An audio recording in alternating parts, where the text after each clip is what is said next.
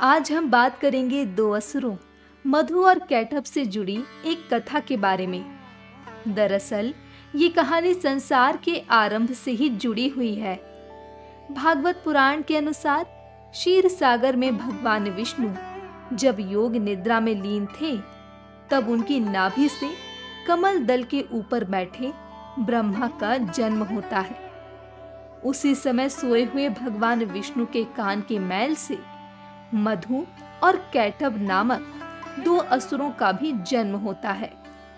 इन असुरों ने अपनी शक्ति को बढ़ाने के लिए हजारों वर्षों तक घोर तपस्या की। उनकी तपस्या से देवी प्रसन्न होकर उनके सामने प्रकट हुई और उन्हें वरदान दिया कि जब वे चाहेंगे तभी उनकी मृत्यु हो सकती है। इस तरह का वरदान पाकर ये असुर अहंकार में चूर हो गए। अहंकार में चूर इन असुरों ने उत्पात मचाना शुरू कर दिया। सबसे पहले तो उन्होंने ब्रह्मा जी पर हमला किया और उनसे चारों वेदों को चुरा लिया।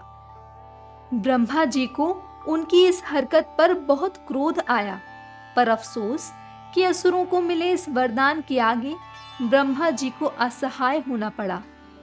तभी उनसे बचने के लिए विष्णु जी के पास बड़ी व्याकुलता से गए। हालांकि इस दौरान भगवान विष्णु योग निद्रा के प्रभाव में गहरी नींद में थे, जिसकी वजह से ब्रह्मा जी के अत्यंत प्रयासों के बावजूद भी वे उठ नहीं पा रहे थे। तब जाकर ब्रह्मा जी को महसूस हुआ कि भगवान विष्णु सामान्य तरीके से नहीं जाग सकते हैं, क्योंकि वे अभी योग निद्रा के प्रभाव में सो रहे हैं। फिर उन्होंने विनती की और विष्णु जी को जगाने में मदद करने के लिए योग निद्रा से भी प्रार्थना की। ब्रह्मा जी के तमाम विनती और प्रयासों से योग निद्रा प्रसन्न हुई और उनकी पूरी कहानी सुनी। ब्रह्मा जी की दुर्दशा पर तरस खाकर योग निद्रा ने विष्णु जी के शरीर को छोड़ दिया। जैसे ही योग निद्रा ने शरीर छोड़ा, विष्णु जी जाग गए और ब्रह्मा जी ने मधु और कैटभ के बारे में भगवान विष्णु को सब कुछ बताया और उनका वध करने के लिए कहा।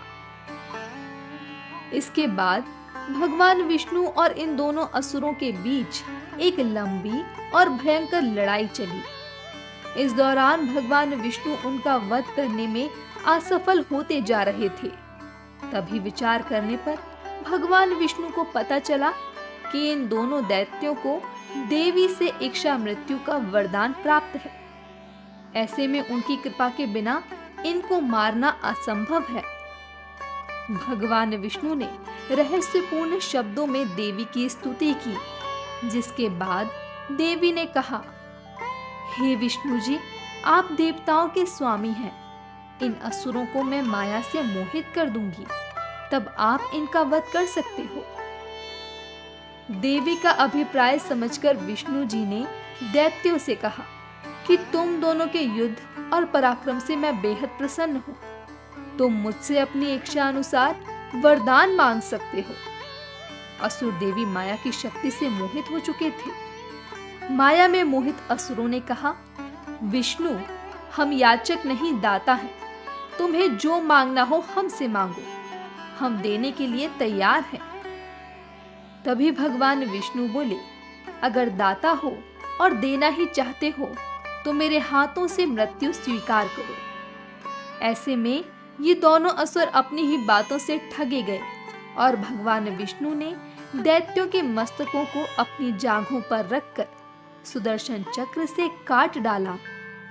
इस तरह से मधु और कैटभ का अंत होता है।